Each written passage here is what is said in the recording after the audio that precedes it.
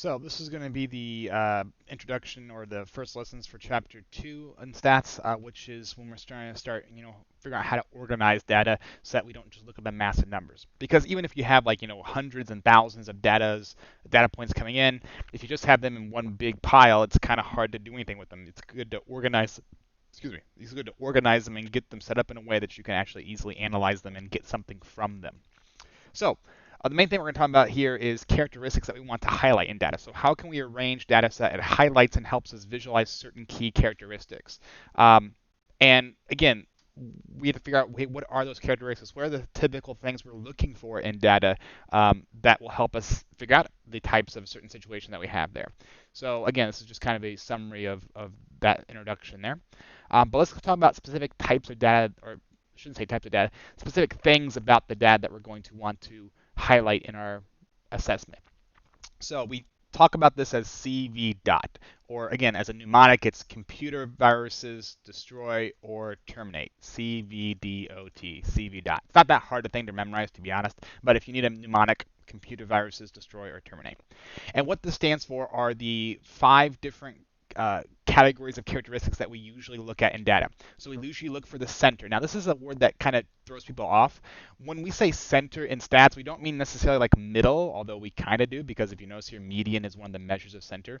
But center for us, think when we hear the word center, think typical. So if I want to figure out what's the center of a data, I'm looking for what's the typical value for this characteristics. Like for example, if I want the center of the ages of a group of people in a nursing home, I'm looking for the typical age of the person in the nursing home. Or if I want to look for the center of the heights of students in a high school, I'm looking for the typical height of a student in high school. So think of center being the most typical type of value we get from a set of data. And that's why we have these 3 here, mean, median, and mode.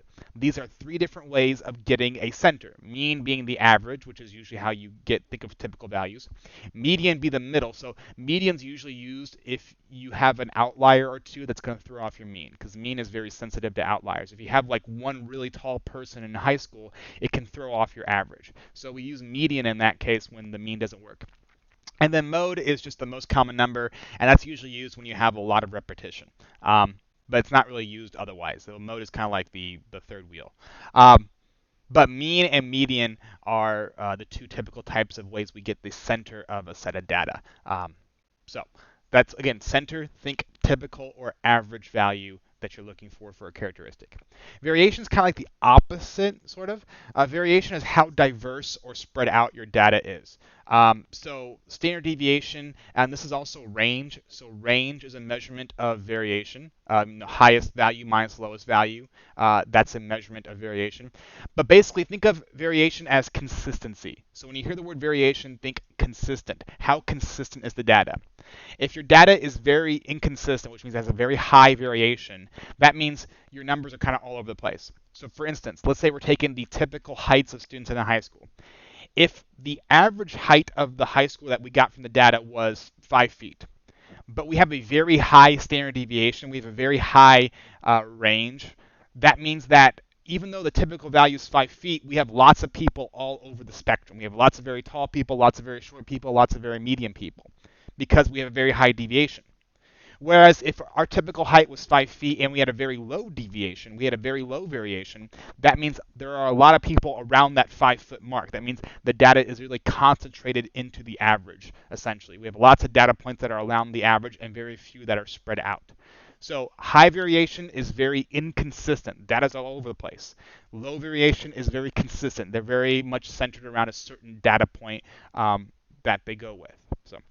And same thing with the ages on the bus. Let's say we're taking the average age of people who ride the bus. If the average age of a person who rides the bus is 30 years old, but we have a very high variation, that means we have lots of old people, lots of young people, and lots of middle-aged people riding the bus because our variation is really high and our ages are all over the place. Whereas if we had a very low variation, that means most of the people riding the bus are around the same age because the variation is very low.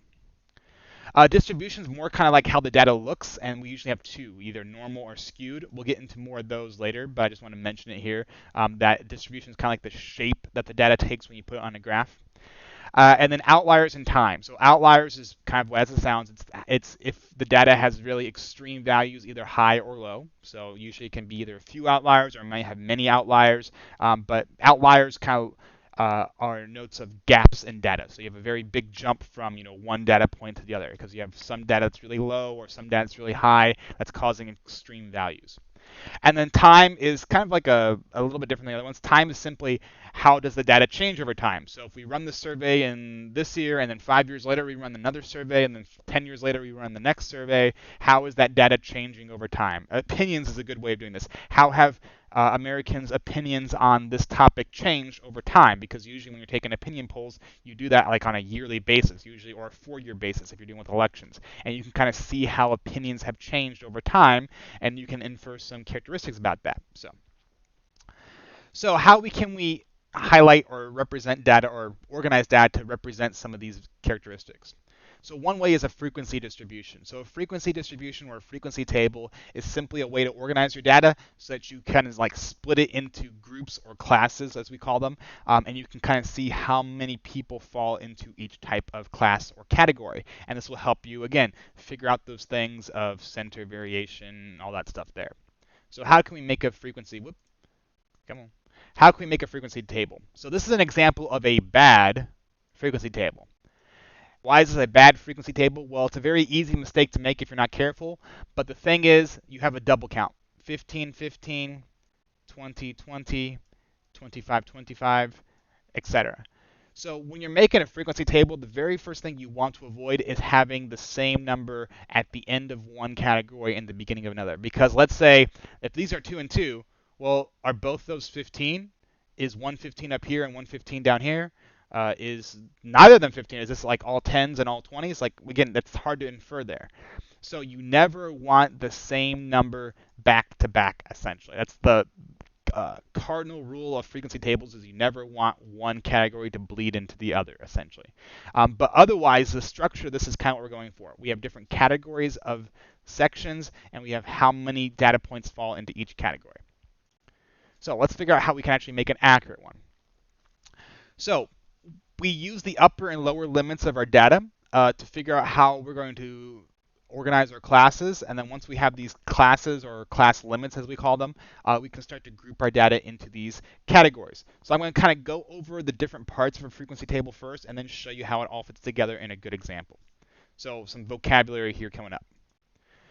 So classes are the actual categories that you split them up to. So like if you're doing the last example, 10 to 15 would be a class. If you're doing, let's say you're doing heights and you have 3 feet to 5 feet, that'd be a class. Some very short high schoolers there, although some of you can relate maybe. So classes are the different categories that you split the values into. Class limits are basically the ends of your classes. So here, 10 and 15 would be a class limit. 3 and 5 would be a class limit.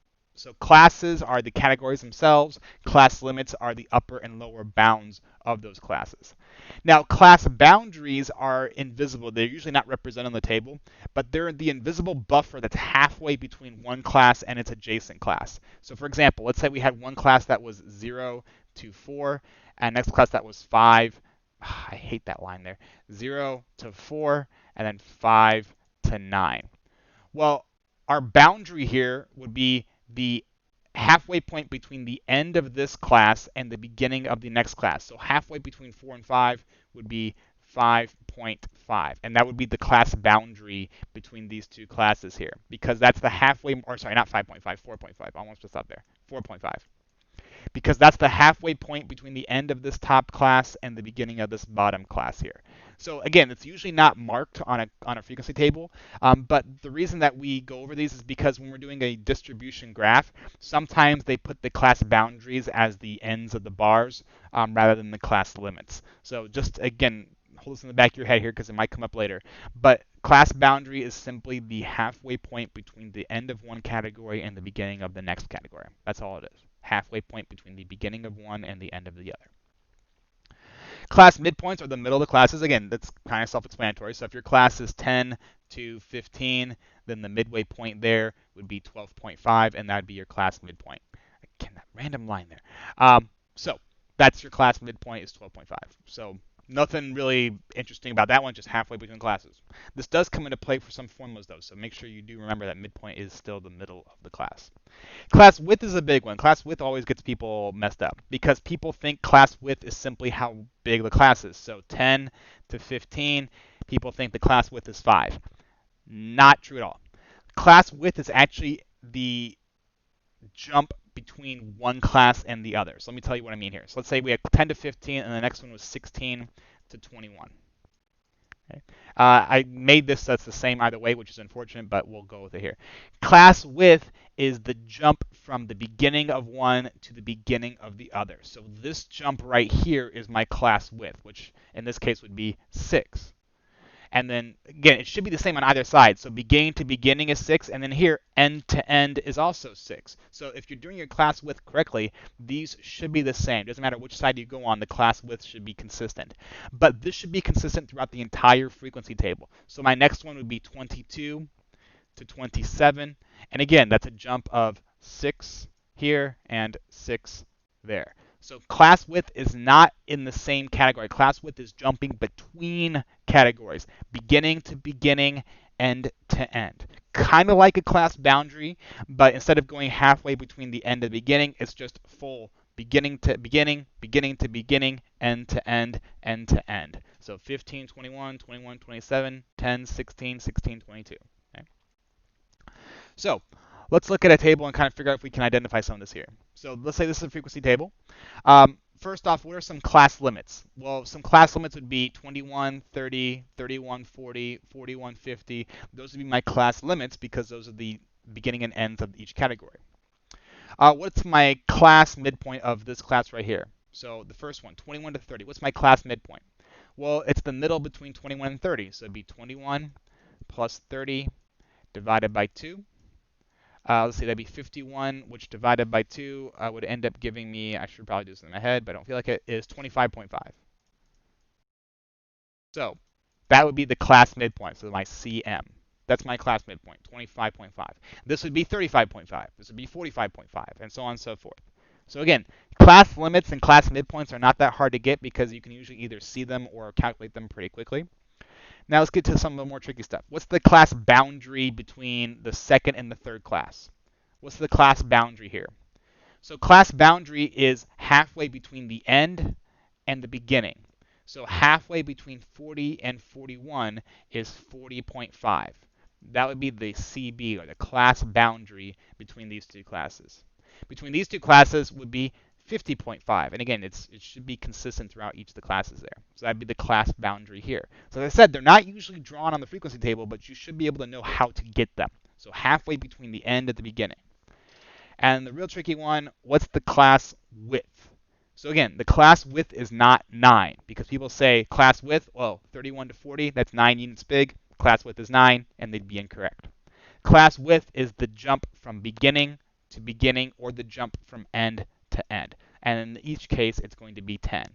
And then again, 31 to 40, 10, 40 to 50, 10, 41 to 51, 10, 50 to 60, 10, on and on and on. So it should be consistent all the way through.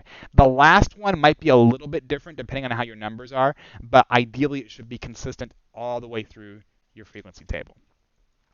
So again, don't mix up class boundary and class width. Okay? Boundary is halfway between end and beginning. Width is beginning to beginning or end to end. So we know how to analyze it. Let's look at see if we can create one. So how can we create a good frequency table? And the main thing is you need to get your class width right. If you get your class width right, it should all kind of fall into place. So the way you get your class width is you take the biggest value minus the smallest value, which is basically the range, and you divide it by the number of classes that you want. Now again, your last one might be something like 65 years or more, so the last one you have a little bit, the last category, the last class you have a little bit of freedom with, but usually your class width is just largest minus smallest divided by 4, and that's your class width between each category. So, for example, if you have 0 to 100, let's say your lowest value was 0 and your highest value was 100, and you want to make 5 classes out of it, you simply do 100 minus 0, which is 100, and divide it by 5, which gives you 20. So your categories here, boom, boom, your categories should jump by 20 each time. So let's go ahead and make one so you can see this in action here. So this is my data set. It's the number of unicorns killed by each frog. And we want to make a frequency table with 4 classes. Okay. So we first need to figure out my class width, so my CW, class width, not the TV show, TV station. So lowest value, that'd be 5. Highest value, that would be 15. So my class width is going to be 15 minus 5 divided by 4. So 15 minus 5 would give me 10, and then 10 divided by 4 would give me a decimal, which is okay, because I'm going to show you what happens when you have a decimal here. That'd be 2.5. If you have a decimal, the rule is round up. That way you're sure to get all your numbers in there. So we're going to round that up to 3. Even if this is like 2.1, you round it up to 3. Otherwise, you're going to need an extra class. So always round your class width up. So each class should have a width of 3. So what we're going to do here is we're going to start with my smallest number, 5. Now we're not going to go to the right. We're going to make our classes vertically. So 5, because remember class width is beginning to beginning. Plus 3 is 8. 8 plus 3 is 11. And then 11, that line, plus 3 is 14. I'm going to get rid of that because it's bothering me now. So let me see if I can't make that happen without the random horizontal line there. That'd be 11. There we go. So these are my 4 classes here. Now, obviously, I need the ends here. So how do I get the other end of this? Well, you simply figure out if this is 5 and this is 8, that means this should only go up to 7, because after 7 would then come 8. This is 8 and this is 11, so this should go to 10, because after 10 would go to 11. And then 11, this is 14, so this should stop at 13. And then 14 should go to the biggest one, which is 15. Now, to be consistent, if you want, because each of these seems to be adding 2, right? 5 plus 2 is 7, 8 plus 2 is 10, 11 plus 2 is 13. You could make this go to 16, even though you don't have a data value of actually 16, just to make all the sizes consistent, which can be helpful sometimes. But if you want to just go to 14 on up, so if you want to do like 14 plus, that could also be a thing to do as well. That way you can have this sort of consistency with it. Now, you can always check to make sure your class width was correct, because this should follow the same pattern. 7 plus 3 is 10, 10 plus 3 is 13, 13 plus 3 is 16, because again, we went a little extra there. So that's how you would make your class categories there, is you get your class width, and then again, you start with your smallest number and you build it vertically down here, and then you get your ending numbers by using your endpoints here. So build it vertically, not horizontally. So now that we have these, we can go ahead and actually make our table out of them. So now we just figure out how many each category has. So 5 to 7, well, there's 2 numbers that are between 5 and 7. So that'd be 2 there. 8 to 10, well, there are 1, 2, 3, 4 numbers that are between 8 and 10. 11 to 13, 1, 2, 3, 4, 5 numbers that are between 11 and 13. And 14 to 16, there's 2 numbers there. So this would be my distribution. This would be my frequency table. And again, build it vertically, not horizontally. Right? And like I said, you can always check your work to make sure that your class width is consistent. So we have different variations of a frequency table. So that was just a general frequency distribution, this right here, general frequency distribution. You can always make it into a histogram as well. So I forgot I put histogram up here rather than frequency table. But a histogram simply is taking this and putting bars on it. So just to show you real quick, here's what the histogram would look like. So here's the histogram. We'd have 5 to 7. We'd have 8 to 10. We'd have 11 to 13. And we'd have 14 to 16, and we just put them as bars. So this would be, we'll make this 0, make this 1, 2, 3, 4, 5. I'm not going to mark them all there. So 5 to 7 would be 2. That'd be 2 bars high. This would be 4, so be 4. Again, histograms should be squeezed together, so there should be no space between the bars for a histogram. This would be 5 for the next category, and then another 2 for the last one. So that'd be the histogram version. And sometimes they won't even write these. This is why I talked about the class boundaries. Instead of writing these categories down here, sometimes they're simply going to use the boundaries as the markers here. So that what they would do is this. They'd say, okay, the boundary here between 7 and 8 is 7.5. So I'm going to mark this as 7.5. This would be 10.5 for that boundary. This would be 13.5 for that boundary. And this would be, they usually either ended at the actual number or the invisible next boundary would have been 16.5 if we were going to be consistent. So they sometimes mark it like this because it's a little bit less clutter. So this is what I mean by sometimes the class boundaries are used in histograms to mark where the bars start and end. So that's why that can come up every now and then. So you can either write it using the categories between the bars, or you can just use the class boundaries as your markers. Because you don't want to put a 7 here, because if you just put 7 there, then it becomes confusing whether, okay, is 7 included in this bar or is 7 included in this bar? So you want to avoid using the end numbers only. That's why, again, we use the class boundaries so there is no distinction. So we know that 7.5 actually isn't counted in either bar. It's just kind of this wall here from the beginning to the end. So, as I was saying before, though, a relative frequency distribution is kind of like a play on this. So a relative frequency distribution is simply taking your frequency table and making them into percents. That's it. So remember, the way you get a percent is you take the total number of values in a category and you divide it by the total number of data points that you have in all. And again, relative frequencies is just another fancy way of saying percent. So when you hear the word relative frequency, think percent. And remember, they should all add up to 100, or at least close to it, because you might be rounding some. Because all the percents for everything should total up to 100 if you have everything involved. And then a cumulative. So this one might be a little bit new for some of you. A cumulative frequency table is simply kind of a rolling sum. So a cumulative means you're adding up all the values from the previous category into the next one. So you keep going up and up and up and up and up. That's why we call it cumulative, for accumulation. You're doing this rolling sum from category to category. And again, this should always be increasing for a cumulative distribution because you're adding up everything from the previous categories to the next one. So let me show you what that is here. So this is a frequency table, class width of 6, by the way. So if we want this to make it into a relative frequency table, that is so annoying, isn't it? Oh, whoops. Let me see if I can't do this a little bit better here. This is going to be very, again, annoying. So maybe if I wiggle it, it doesn't do that much. Well, we're just going to have to deal with it. So this is a relative. We'll do the relative frequency on this one, and then we'll do the cumulative frequency on the other one. Okay. That line's just bothering me. So for the relative frequency, we first need to figure out how many data points do we have in all. So let's go ahead and add these up here. So we have 3 here, 5 here, 8 here, and 2 here. So 2 plus 8 is 10, plus 5 is 15, plus 3 is 18. So we have 18 as our total frequency. 18 is our grand total. That's how many data points we have in all for all the categories.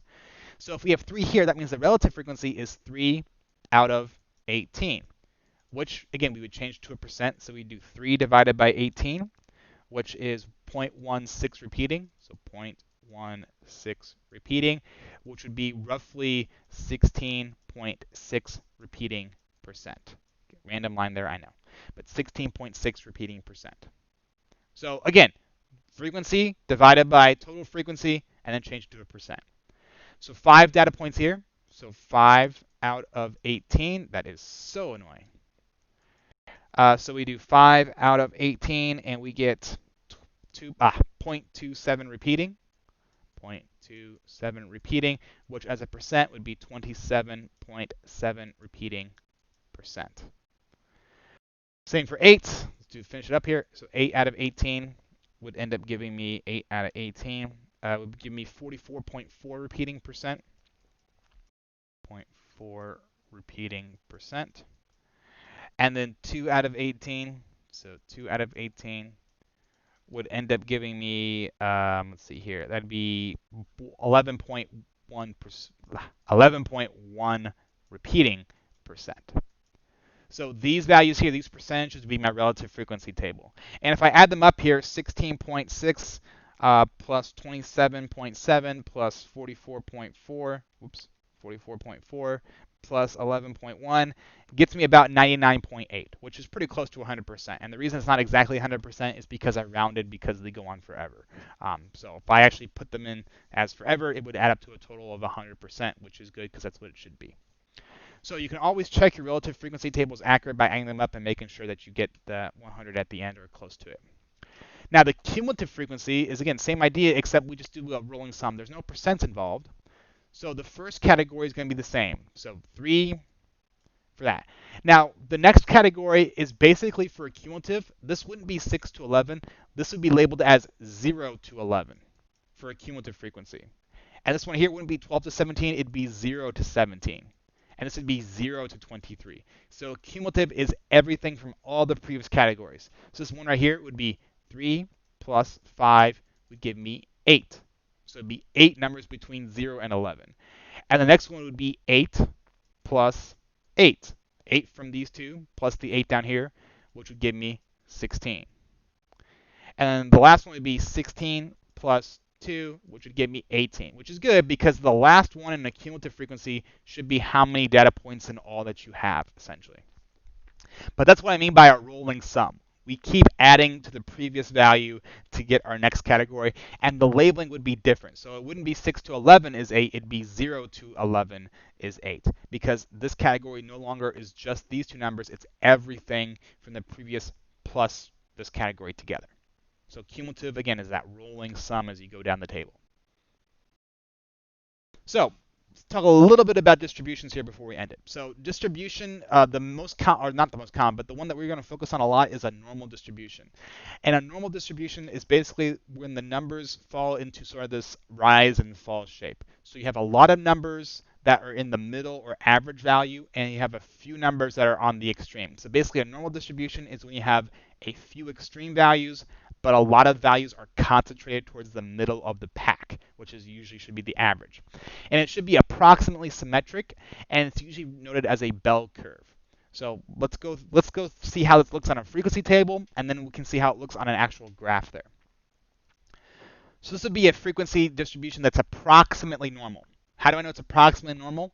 Well, you have most of the data concentrated in the middle, or the average value, which is a grade of C. So they're not categories here, they're just grades. But most people in this class have a grade of C, which is in the middle of the pack. That's the average score, right, is a C. It's not really high, it's not really low, it's your typical average score. And you have a few people that are on the extremes, like a B or a D, so a few people who do pretty good or pretty poorly. And then you have even fewer people on the more extreme, so A and F. So you should have less and less data points as you go more and more extreme, and you should have more and more data points as you get closer and closer to the middle. And it should be, as I said, approximately symmetric. So 4 and 6 are pretty close together. 2 and 1 are pretty close together. So this data set is approximately symmetric because the top end and the bottom end are about the same when you match up the categories there. Now, it's usually easier to see this in a graph form. So this is a very typical, very popular normal distribution graph. It's often called the bell curve. If you hear me say the word bell curve, think normal distribution, because this is what it would look like. We'll get to what these numbers mean down here in a later lesson, because this is actually a z-score graph. But think of this as, if I erase these numbers here, or not erase, but as best I can, think of these as, say, your grades. So this would be, 100% in the class. This would be a 0% in the class. This would be, your 70%, and then these would be your in-between values. So maybe this is, let's say this is, this would be 90, 80, 70, 60, 50, and then we'll call this 40 and below. So again, your average value, your 70 scores, your C scores, are the highest ones, the highestly populated ones. So most students are scoring in the middle of the pack. And then you have very few students doing very well and very few students doing very poorly. And then it kind of has this gradation as you go from low to high. So as you get closer and closer to the middle, you have more and more students scoring that score. And as you get further and further and further from the middle, you have fewer and fewer students doing that score. This is what actually is called curving a class. So when you're curving a class, like people, especially in college levels, say, oh, I hope he curves this grade, or I hope he curves the grade for the class. What you're basically asking the teacher to do is assign people Fs. So if you curve a grade, that means you're forcing the grades to come out so that when you plot them on a graph, they would make this shape. Which means that you're forcing your grades so that you have a few people that would score, quote unquote, 100% or a perfect A, and you'd have a few people that would score a 0% or an F, and then you have a few people, or you have most of the people scoring an average. So for instance, as a very basic example, let's say you have a test where you have one person got a 90, one person got a 70, and one person got a 68. Actually, no, let's do it this way. Let's make it even more extreme. You have 90, you have 92, and you have one person got an 85. And you're going to say, oh, I hope he scores the curve. Let's say this 85 person says, oh, I hope he curves the grade so that I get a little bit better score. Well, if you ask this professor to curve the grade, what he would basically do is say, okay, this is an A, this is a C, and this is an F. That'd be how he curves a grade, because you have few students scoring very well, few students scoring very poorly, and then you have your average student. So this is just using 3 grades here, so it's a little bit of an extreme example, but that's how you would do it. Low end, high end, middle value. So next time you ask your teacher to curve the grade, make sure you're aware of what you're asking them to do. Now, if they're not a stats teacher, they might do what you normally mean, which is just simply give people points. That's what most people mean when they ask to curve the grade. But if they're a stats or a math teacher and you ask them to curve the grade, you have to be very careful. Because again, what you're basically telling them to do is to assign people Fs. Even if they scored a 70%, if that was the lowest grade was a 70% and they curve it, that 70%, technically speaking, would be your 0, would be your F score. So that's what it literally means to curve the grade, which is not what most people think. Most people think curving means just giving points, which is not really what it means. That's just simply giving points. Curving means you're forcing the data to fit this bell curve. So if you're over here, you're very happy that they curved. If you're down here, you're very mad that they curved. And even if you're in here, you might be very mad that you curved. If you got an 80% and then they curve it and now all of a sudden you're a C value, quote unquote, then you're probably not too happy about that either. So just do well in the tests and don't worry about a curve, because then if you do well, it doesn't matter. So let's see if we can't make a frequency table one last time before we end it here, okay? Just to make sure we can put all this together. So these are the ages of the people in a submarine. You have 10 all the way up to 28, and it says make it with 5 classes. So 5 classes, so that means I have to figure out my class width first. So class width is going to be biggest value minus smallest divided by the number of classes, which in this case is 5. So 28 minus 10 is 18. 18 divided by 5 is 3.6. And because it's a decimal, I'm always going to round up and make that into a 4. So my class width is going to be 4. And that will give me 5 equally spaced classes. So I start with my lowest value, 10. Again, I don't add 4 this way. I add 4 vertically. So 10 plus 4 would give me 14. Plus 4 would give me 18. Plus 4 would give me 22. 22. And then plus 4 would give me 26. And then using the ends here, I can make my other values. So if this starts at 14, that means this has to end at 13. 18 means this ends at 17. 22 means this ends at 21. Or again, you could just use your class width again. 13 plus 4 is 17, plus 4 is 21, plus 4 is 25. And then for the last one, again, plus 4 would actually give you 29. Even though we don't have a 29 in the data set, I'm going to write it down here just to make sure my class width is consistent. If you want to do 26 on up or 26 or more, that's also a valid way to write it too. And then we just figure out how many numbers go into each spot. So 10 to 13. So 1, 2, 3. I think that's about it. So 3 there. 14 to 17. 1, 2, 3, 14 to 17. I think that's about it too, unless I'm missing one. Oh, wait, no, 16 there. So 4. So 4 goes in there. 18 to 21. So 18, 19, 20, and 21. So boom, boom. 2, 3. That's about it there. 3. 22 to 25, I just see 1. And then 26 to 29, I just see 1 as well. Now, if I add these up, I should get back to, let's see here. We have 1, 2, 3, 4, 5, 6, 7, 8, 9, 10, 11, 12. So we have 12 total numbers, so this should add up to 12. So let's see here. 3 plus 3 is 6, plus 4 is 10, plus 1 and 1 would give me 12, so that's true. So then this would be my frequency table. That'd be a nice even frequency distribution, which I could then turn into a relative frequency or a cumulative frequency if I wanted to. So if I want to make this into a relative frequency, I'd simply do 3 over 12, 4 over 12, 3 over 12 again, 1 over 12, and 1 over 12. I'd make those all into percents, and that would be my relative frequency distribution. If I want to do a cumulative, I would simply roll these up as a rolling sum all the way down. So once you get your frequency table down, you can easily modify it to one of the other two by just doing the correct operations, either division or a rolling addition. So, and I think that's about it. Yep. So um, if you have any questions, again, please let me know. Again, the main thing here is knowing how to make a frequency table or frequency distribution. Again, distribution is just a fancy way of saying a table, so don't get hung up on that word. But if you can make a frequency distribution and then alter it to be a relative or a cumulative when asked to, that's the main goal for this. And then knowing how to pick out the key points. So if I give you a frequency table and I say, tell me what the class width is, or tell me this class boundary, or tell me this class limit, you should know what that means and be able to identify that as well. So if you have any questions, let me know. Otherwise, hopefully the video helped you out, and have a good day.